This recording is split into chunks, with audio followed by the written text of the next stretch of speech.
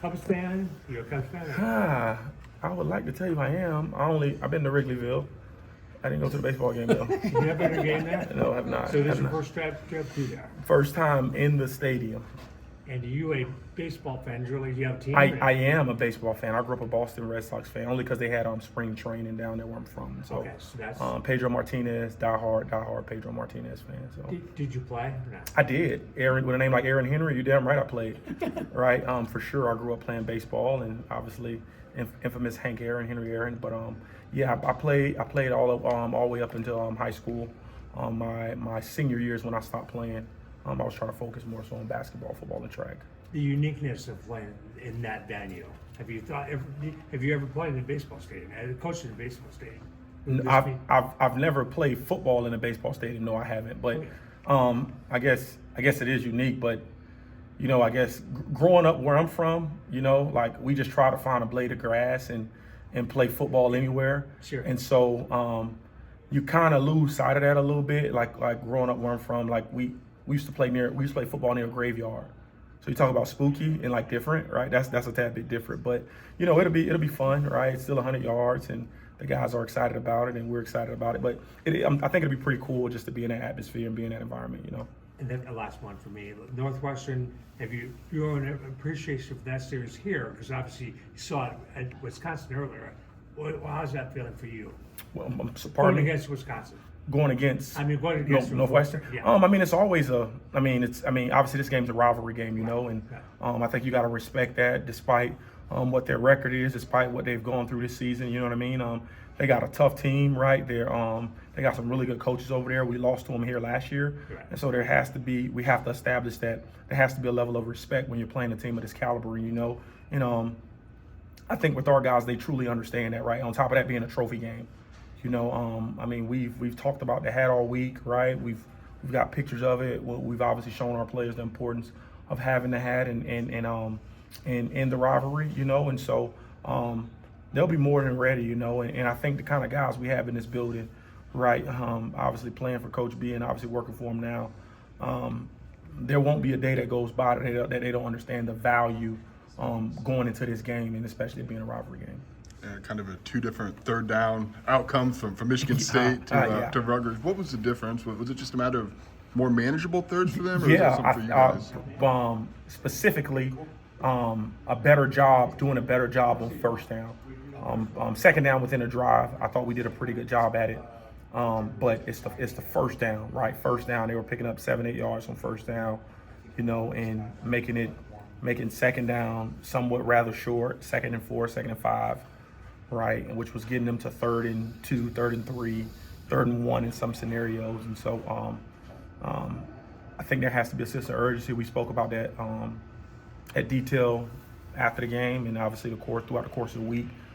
Just in getting lined up. I think coming off of the heels of the Michigan State game, guys were kind of, because we were able to get in sub packages, guys were kind of just, hey, dude, these guys are going fast, right? These guys are going tempo, and yeah, those are all things that we practice. You know what I mean? And but you get to week 11, you would think that they have some understanding for that, and it's just continuing to harp on like the small final details of, right, we got to have some urgency getting lined up to even give ourselves a chance to play the short yardage situation when we're in it. But it was the most important thing was probably first down, because they picked up a couple yards on first down, which made it second and short, and they were on track, and that made third down relatively, they converted 8 third downs, and I think 9 of them were 3rd and 3 or less. Every third down that was over 5 yards, they didn't convert on it, right? And so that was a great testament to our I spoke to that at length with our players, right? Like, we got to be a really good first and second down. We got to earn the right to get the third down. 3rd and long, 3rd and medium, right? We can't have a bunch of 3rd and shorts. You ask any football team to get 1 yard, right, at a relatively 1 to 2 yards at a relatively decent rate, right, especially throughout the course of a game. I think most teams will be able to do that, right? And so just keep harping on the details, right? So those are things that you think you got it figured out sometimes as players, and that's another thing you can take from and learn from. And there's been a lot of detail in that regard, though, making sure we have urgency, and getting lined up. What's some challenges to defending that? The short passing game, the underneath stuff, the dink and dunk stuff. Are you expecting to see more of that this week? Yeah, I mean, I think the challenge is always a challenge and balance. In order to defend that, you're lining up against really good players. Rutgers has some really good wide receivers. And they made some really good catches. I think the quarterback was 18 of 36, right? And he was able to run around and scramble a little bit, just like this young man at Northwestern is, And so there has to be a level of detail when you talk about us making sure we're in our proper lanes rushing, right? We play a lot of man-to-man on those third downs, which guys have their back turned, right? You got a single high safety. And so when that happens and the quarterback starts running around, it's kind of hard to leave your man and go and tackle somebody when you can't see him, And so there are some things from a schematic standpoint. There are some things from a man-to-man zone standpoint that obviously we can fine-tune. But, I think at the end of the day, it's about winning your one-on-one. We had ample opportunity to tackle and win our one-on-ones. And, at times we did and at times we didn't. And we didn't do it consistent enough. Everything about that game was we had ability to lose that game, right? Thank God for Pat Bryan and Coach Lundy and our offense, right? Doing their thing on that last drive. But, the most disappointing thing for me was we talk about situational football all the time and we didn't execute, right, towards the latter part of the game, right, how we're capable of executing, right? We had some guys blow some of their responsibilities and bust some of their coverages and their responsibilities, which is not what you want in things that we've been running consistently. And so just trying to make sure, right, guys understand that I was able to be really, really hard on them throughout the course of the week, only because, right, when you do something like that and you win, I think that's like the perfect ingredient to coach your team, right? Because there's a level of guys being happy and excited, but then you can really bring them to reality and allow them to understand, listen, fellas, like this doesn't happen like this often. Like we should have lost this game, right? And because we didn't, right, because what our offense did, right? And that's why I truly believe football is the greatest team sport on the planet, right? Like the offense, what they did on that last drive was absolutely incredible, right?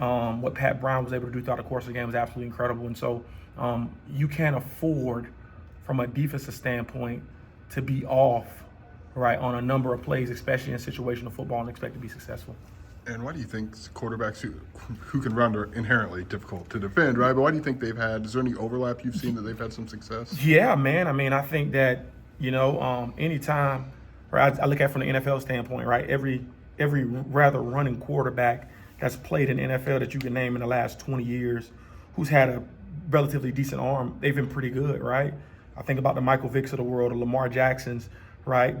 Josh Allen runs at a high clip and runs really, really well, right? And obviously you got your traditional guys, but they're just a dual threat, man. Like they have the ability when things are not there or they're broken down, they can solve problems with their feet, which adds another layer from a defensive standpoint and a schematic standpoint to kind of cover up.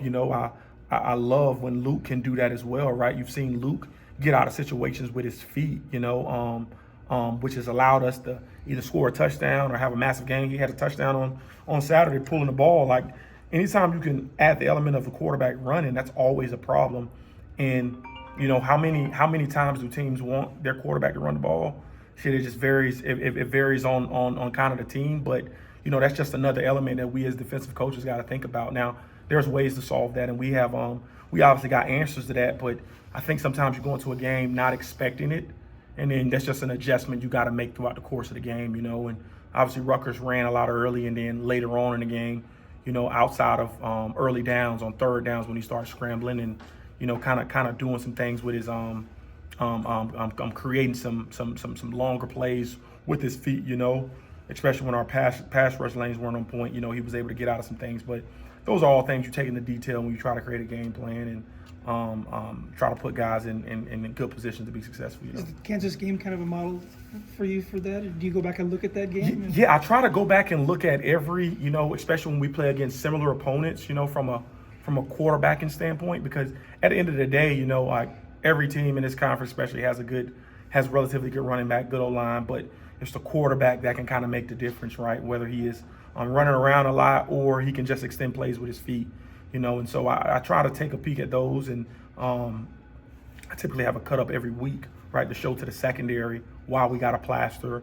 If we're in zone coverage, what do we have to do? Why we got to do it, and so you try to. I'm constantly learning every single week, right, in regards to our players, in regards to trying to put them in the right position, How difficult is it for you when Mac is seemingly playing pretty good ball to at least the naked eye, but you have a 2-year team captain directly in front of him? How do you balance the when to go which way? Yeah. It's obviously a fine balance, and like Mac has earned the right to obviously go out there and play, but coach always said you can't lose your position to being having to sit out because of a game or injury, right? And so that's always a constant battle, trying to make sure I give him an opportunity because he is extremely talented, right?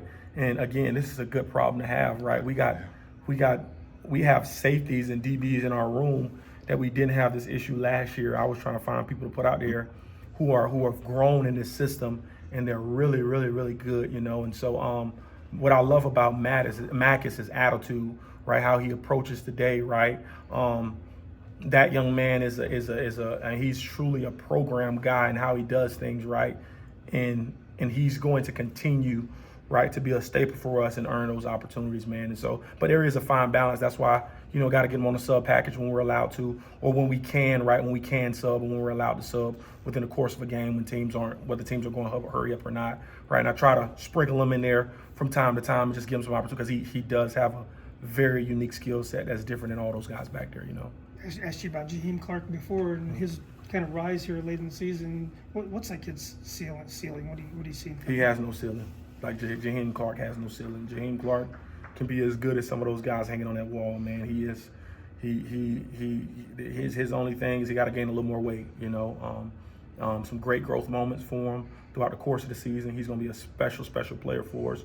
Extremely talented, obviously, but I would be remiss to say that young man he has no ceiling. He can be as good as any defensive back that has ever walked in and out of this building. Truly, he's really, really special. What makes him so good? I think his attention to detail for being such a young player. He's physical. He's very physical to be slight and young. He has a high football intelligence.